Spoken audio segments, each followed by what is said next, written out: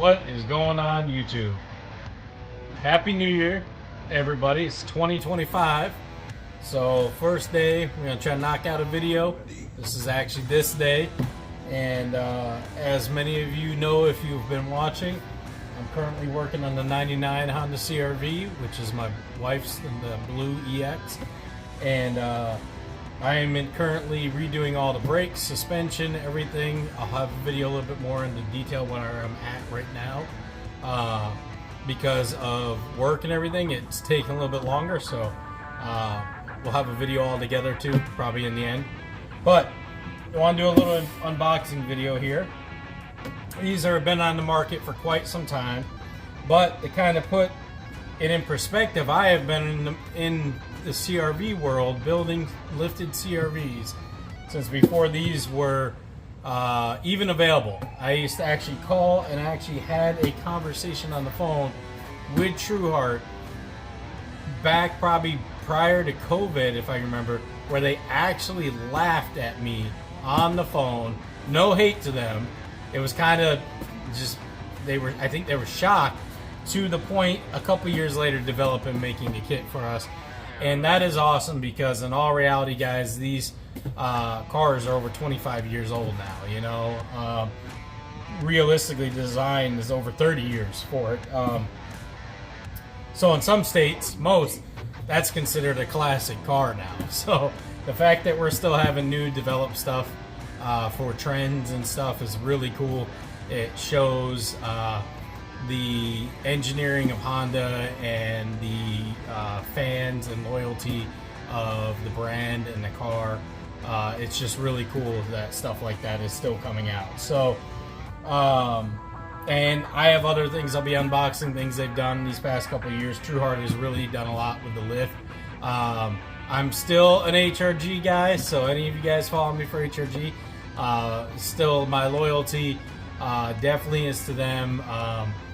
Ben is an awesome guy and a great friend. So this is just me trying other things, because for you guys, I want to be able to honestly, and I know for a fact Ben and HRG would extremely respect that, I want to honestly be able to say I have tried it all in the CR-V first gen world before I am done with the CR-Vs.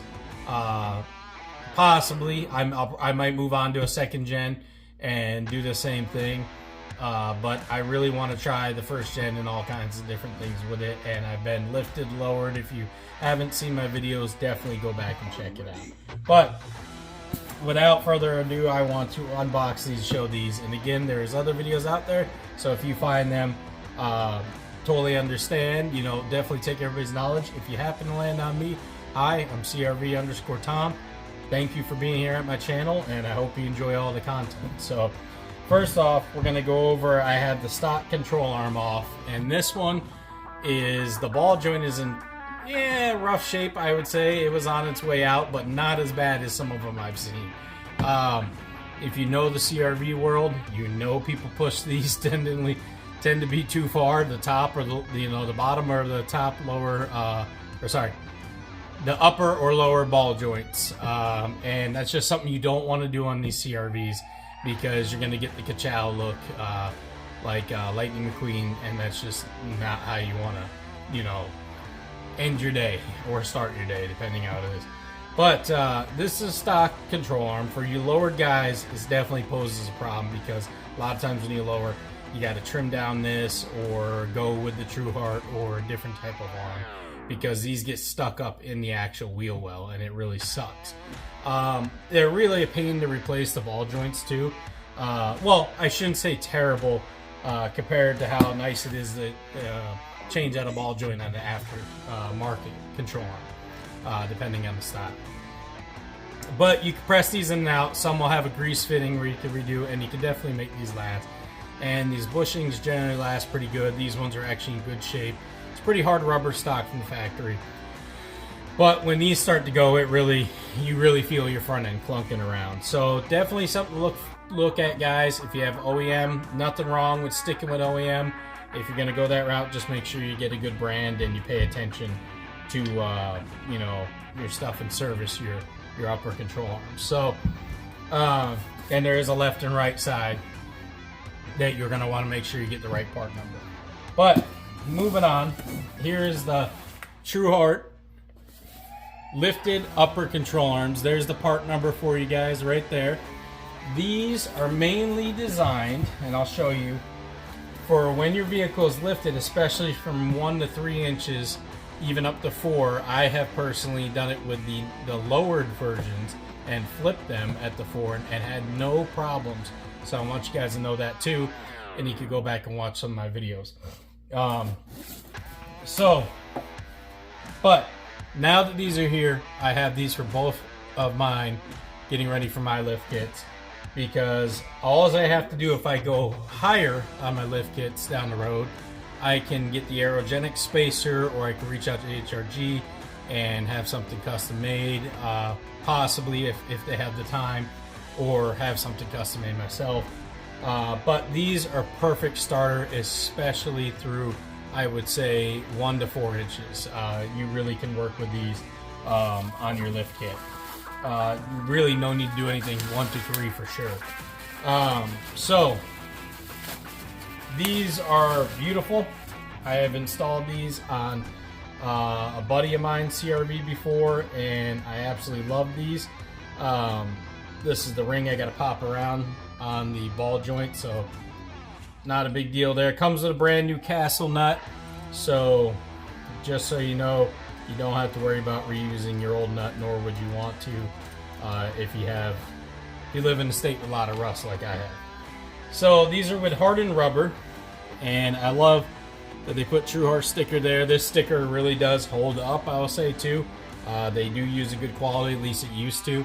I didn't have mine peel off, fade off for years, and I drove my CRV through off-road mud, trails, snow, salt that they put down on the ground here, all around, just rain, you know, and the whole arms finish still look great to the day. I ended up selling that CRV and everything. So you got your hardened rubber there. You see how that kind of sinks in, but it still fits same way. You're going to get it right up in there and get your bolt. I'll do an install video separate time, but we're not going to. The welds on this, they look very good. I've never had any issues with any of the Truhart welds breaking anything. The ball joint, I absolutely love this because you can just adjust these on the plates, and this is actually built in with the lifted one. They used to have a Truhart plate that would allow you to adjust on the lowered ones, and I think it would allow you to get the bolt from the bottom, which is much better. I like that design for lowered. For lifted, it's not going to matter. This is actually good to get it from the top because you're going to have a lot of room. So the ball joints are great. This one is quite stiff actually, which is good. This looks amazing. I just got to pop that ring on, and they're interchangeable. You can change these out. I think it's $40 on their website, guys. You can go right to them or give them a call. It's not expensive at all, and you can change those out. I have never had one fail on me or ever had any issues, and I have used, I want to say 3 sets now, 4 sets on different CRVs, and one of my CRVs that had them, I had for pretty much this entire channel. I want to say where I really started to put videos out. So I want to say close to 5 years. 5 years of abuse, lower than lifted, and never had an issue with it. So again, everything you need to make sure you install, torque, and follow the proper procedures. And that's going to help you get the most life out of your part or whatever, even OEM, anything. You really need to pay attention to how to install things and make sure you're doing it right. And if the corner you're cutting is worth it, or if you're cutting a corner that's going to damage the product. And so many people I notice are quick to blame the companies when really it's on them, or they bought a used part, or sometimes a defect happens. You should always reach out to the company, and if they handle it well, then I think that you should always give them a chance. I understand if they are not handling it well, that can happen, but give them some time, because defects can happen also. Now myself, I've never had an issue with anything Truhart at all. So that is the left side, and you can see where it's engraved with the L right there. And we're gonna slide that back in here. There's not really too much to these guys. Beautiful silver paint. The lowered stuff is red, which I love, but I do love the silver. Kind of goes with any of the kits you have. And it comes with new cotter pins. A lot of times I may have taken it out already, or a lot of times they give you like a Truhart sticker. I guess I didn't get one with this. And you guys, if you watch me for a while, I'm a sticker guy. I like to have the stickers. Not generally big on putting them all over the car, except maybe like on the back windshield, but I like them for my toolboxes and things like that. So here's the right side. Again, not really different at all. Welds look great. Ball joint looks great. You can see the screws there that you have that you can adjust, and you can move this back and forth to get your camber angle, to get everything aligned right, to, you know, do everything you need to do. Highly suggest always, when you install these, go get an alignment done, guys. Get a professional alignment. Get as close as you can. Do the best you can, but go get a professional alignment. A lot of people I see, which kind of blows my mind, don't, and then they really screw up their suspension. And again, some of them too will blame the company like it's their fault. And you need to get an alignment done professionally if you are installing any type of suspension parts, generally, but definitely if you were lifting or lowering your car and completely changing the geometry of the suspension set. So definitely, please listen to me. If anything you take away from that, if you mess with it, take away that. So, but yeah, new set of cotter pins, new control arms, new ball joints. They're lifted at an angle. I guess I should say that. I don't think I spoke on that completely. These are designed to lift at an angle, so when you lift the vehicle up, that the control arm sits at a better angle instead of pushed in, smashing against your control arm into your spring, and allows more flex up and down, so that this ball joint is not at such an aggressive angle. So that's basically what these are designed at, lifted, and they work to a great amount as far as the lift goes. But Aerogenics also does make a spacer, and you may see some people dog on it or say something. I have personally used it myself and used it in 3-inch, 4-inch build, and I have never had a problem. In fact, it did help out a little bit, not as much as I'd like, but really the only thing you're going to be able to do to make that clearance issue if you're going higher, where you're having that issue for travel, is to extend the spindles, and that's a little bit more work, and you have to have someone trustworthy to weld and doing the right way. But for a quick fix, and depending on what height you're at, those aerogenic spacers do work, and they're very helpful, and they fit right in this ball joint great. As far as the lowered style, I'd have to say I haven't tried it with this style, but I do not see why it wouldn't, and I believe I have seen online people have done it. So will be something I probably will end up having to do myself with a certain setup I'm going to do.